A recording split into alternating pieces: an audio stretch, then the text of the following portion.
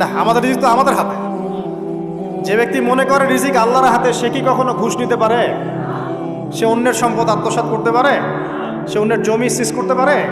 সে দুর্নীতি করতে পারে? সে সুদ খাইতে পারে? কেন খায়? কারণ সে মনে করে রিজিকের মালিক সে নিজেই। এগুলো করলে তার সম্পদ বাড়বে, না করলে সম্পদ বাড়বে না। এই কারণেই তো সে কাজগুলো করে। আর আমি খুব ভালোই বুঝি, অ্যাটলিস্ট আমি খুব ভালোই বুঝি যে এই কাজগুলো ব্যক্তিরা কেন করে। উত্তর শুনবেন? উত্তর হচ্ছে পরিবারের জন্য। কার জন্যে? পরিবারের জন্য। মা, বৃদ্ধ মা আছে দেখতে হবে, দুই বাবা আছে দেখতে হবে, স্ত্রী আছে। আর স্ত্রী মাশাআল্লাহ একদম ফ্যামিনিস্ট, তার চাহিদা পূরণ করতে তার হিমশিম খেতে হয়। হ্যাঁ, একটা শাড়ি নেবে 20,000, ঠিক আছে? স্ত্রীর চাহিদা অনেক, গহনাগাটির অনেক চাহিদা। আর না দিলে তো আবার সমস্যা, বাসায় গেলে তো মানসিক টর্চার সেলে রেখে দিবে। এখনকার বেশিরভাগ পুরুষই কিন্তু নির্যাতনের শিকার। এখনকার বেশিরভাগ পুরুষ কিন্তু নির্যাতনের শিকার। ম্যাক্সিমাম বাসায় গিয়ে দেখবেন টর্চার, এক একটা রিমান্ডের সেলের মতো, বুঝছেন? এবং এটা 7 দিন 5 দিন 7 দিনের রিমান্ড না, এটা লাইফ টাইম রিমান্ড। মানে পুরো জীবন ধরে এই রিমান্ড চলবে। তো এই যে সমস্যা, তা কার কার জন্য করি? পরিবার, সন্তান, পিতা মাতা, আত্মীয় স্বজন, এগুলোর জন্য। কিন্তু একটা কথা শোনেন আমার, আমরা যখন মারা যাব না, আমরা মারা গেলে পরে 40 দিন তারা আমাদেরকে মনে রাখবে কিনা সন্দেহ আছে। বিশ্বাস করছেন না? এই যে আমাদের অনেক আত্মীয় স্বজন মারা গেছে না, বছরে একটা বারো কি কবরস্থানে কেউ গিয়েছে? হয়তো যায়, মৃত্যুবার্ষিকী ওই দিন যায়, তাই না? দেখেন, আমরা কিন্তু আস্তে আস্তে ভুলে গিয়েছি তাদেরকে, আমরা ব্যস্ত হয়ে গেছি। ঠিক একইভাবে তারাও আমাদেরকে ভুলে যাবে। এই জন্যে আমি বারবার আপনাদেরকে মনে করে একটা কথা, আমার জীবন থেকে উপলব্ধি করি একটা কথা, যে একমাত্র আল্লাহ ছাড়া এই পৃথিবীতে এবং পরকালে আমাদের আপন বলে কেউ নাই। বাকি সবাই সবার স্বার্থের জন্য আছে। মানুষ মানুষের অবস্থানকেই মূল্যায়ন করে, মানুষের অবস্থানকেই মূল্যায়ন করে। আল্লাহ রাব্বুল আলামিন আপনার ভিতরটাকে ভালোবাসেন। দেখেন, আপনি যখন নামাজ পড়েন নাই, আল্লাহ পাক কিন্তু আপনাকে ধ্বংস করে দেন নাই। আল্লাহ পরম করুণাময় আপনাকে হেদায়েত দিয়ে নামাজি বানিয়ে দিয়েছেন। জীবনে অনেক পাপ করেছেন, ইনস্ট্যান্ট আল্লাহ পাক শাস্তি দিতে পারতেন, আল্লাহ পাক দেন নাই। আল্লাহ আপনাকে ভালোবাসেন, আল্লাহ আমাকে ভালোবাসেন। আল্লাহ পাকের এই ভালোবাসার ঋণটা শোধ করার জন্য হলেও নামাজি হয়ে যান, আল্লাহর পথে ফিরে আসেন, দিনের জন্য কিছু করেন, দিনের ফিকির করেন, পড়াশোনা করেন। প্রিয় ভাইরা, আল্লাহ পাক তৌফিক দান করুন।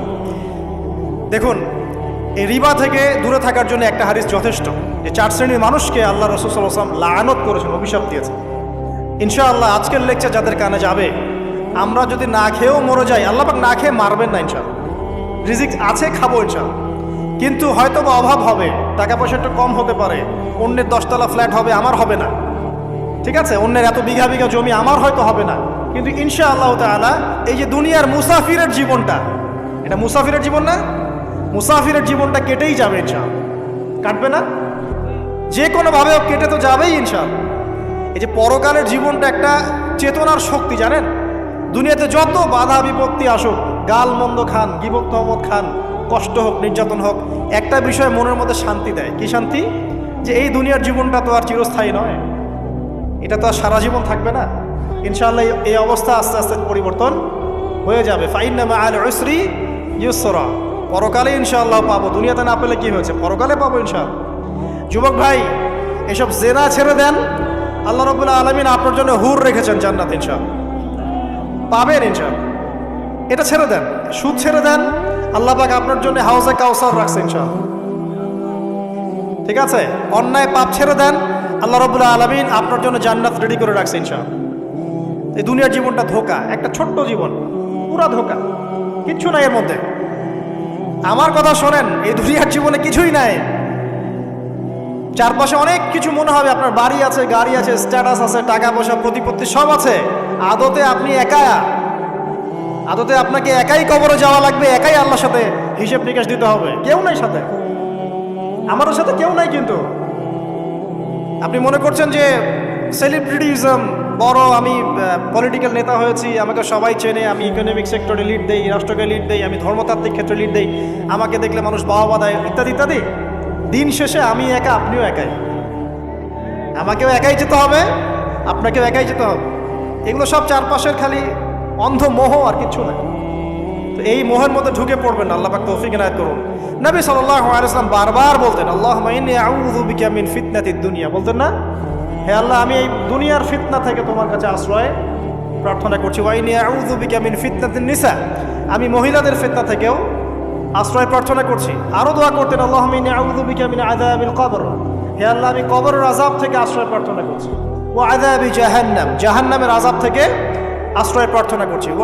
ওয়া মিন ফিতনাতিল মাহইয়া ওয়াল মামাত, জীবন মৃত্যুর ফিতনা থেকে আশ্রয় প্রার্থনা করছি।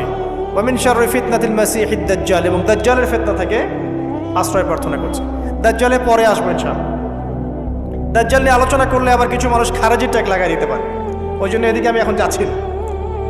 হ্যাঁ, সামনে আসি। তো রিবার বিষয়টা বলছিলাম। আইয়ামে জাহিলিয়াতের যে সেই রিবা এখনকার বিশ্বে আছে কি নাই বলেন? ওই সময় না হয় মক্কায় ছিল, এখন কি সারা বিশ্বব্যাপী নাই? বিশ্বের কোনো কান্ট্রি রিবা মুক্ত না, বিশ্বের কোনো দেশ রিবা থেকে মুক্ত থাকতে পারবে না, এই বিশ্ব পরিচালনা যারা করছে ওদের আন্ডারে থাকলে। কখন হবে বিশ্ব রিবা মুক্ত?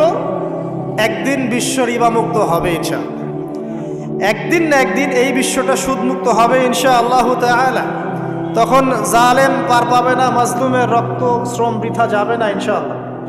কবে, কত বছর পর আমি জানি না, কিন্তু এতটুকু জানি যে মালহামার পরে যখন আল মাহদি আসবেন এবং তারপর যখন মাসিহুদ দাজ্জাল বের হবে এবং ঈসা ইবনে মারইয়ামকে আল্লাহ পাক নামিয়ে দিবেন, তার হাতে যখন দাজ্জাল নিহত হবে এবং জেরুজালেম থেকে যখন পুরো বিশ্ব শাসন করা হবে মুসলিমদের হাতে, তখন রিবা বলে কিচ্ছু থাকবে না পৃথিবীর ইনশাআল্লাহ।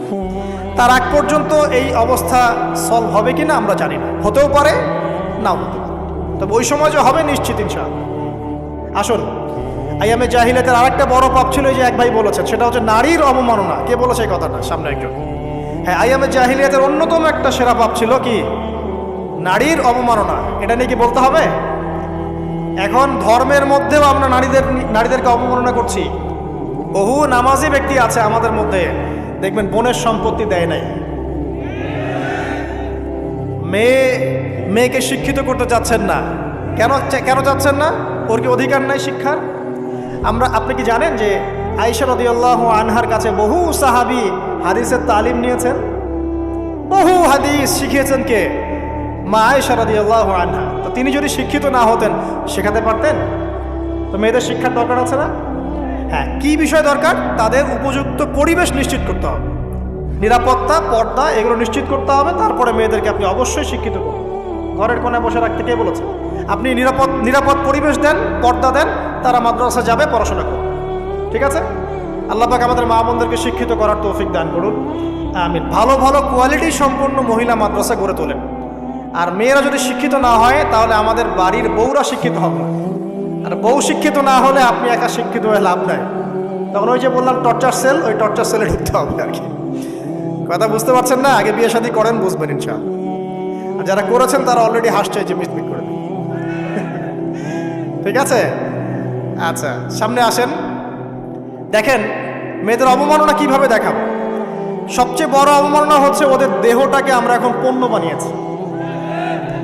এই যে পর্নোগ্রাফি দেখেন, এই মেয়েগুলোর ইজ্জতের কোনো দাম নাই, মানে তাদের দেহটাকে একটা ব্যবসার সামগ্রী বানানো হয়েছে। এবং আমি একটা লেকচার দিয়েছিলাম ঢাকায়, নীল দর্পণ, দেখবেন অনলাইনে আছে। ওখানে আমি স্ট্যাটিস্টিক দেখিয়েছি যে সারা বিশ্বে এই যে আমেরিকায় শুধুমাত্র $12 বিলিয়ন ব্যবসা করে পর্ন নিয়ে। এটা একটা ব্যবসা, একটা ইন্ডাস্ট্রি। যেমন ফিল্ম ইন্ডাস্ট্রি আছে, তারপরে গানের ইন্ডাস্ট্রি আছে না, এরকম একটা ইন্ডাস্ট্রি হচ্ছে এই পর্ন ইন্ডাস্ট্রি।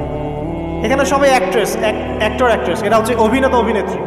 এখানে যা দেখানো হয় এগুলো কিন্তু রিয়েল না, বাস্তব না, সব ফেক। বুঝতে পারছেন না কথা? এগুলো অভিনয়, এগুলো ফেক। এবং এটা একটা ইন্ডাস্ট্রি, এর মধ্য দিয়ে মেয়েদের দেহটাকে পণ্য বানিয়ে সারা বিশ্বে ব্যবসা করছে। এবং এর একটা অন্যতম উদ্দেশ্য হচ্ছে মুসলিম যুবকদের ঈমান যেন নষ্ট করা যায়। কারণ মুসলিম যুবকদের ঈমান চলে গেলে তারা নিশ্চিন্ত, ওদের পথে আর কেউ বাধা নাই। কারণ ওদের এই জুলুমের পথে বাধা যদি কেউ দিতে পারে তাহলে কারা দিবে? মুসলিমরা। আর মুসলিমদের মধ্যে সবচেয়ে শৌর্যবীর্য কাদের মধ্যে থাকে? যুবকদের মধ্যে। তো যুবকদের ঈমান যদি চলে যায় তাহলে এদের আর কোনো সমস্যা নাই। তো এই বিষয়টা খেয়াল করবেন যে এটা একটা ইন্ডাস্ট্রি।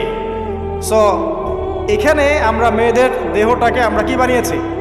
পণ্য বানিয়ে দিয়েছে। আর এখন তো চলছে কাপড় খোলা সংস্কৃতি।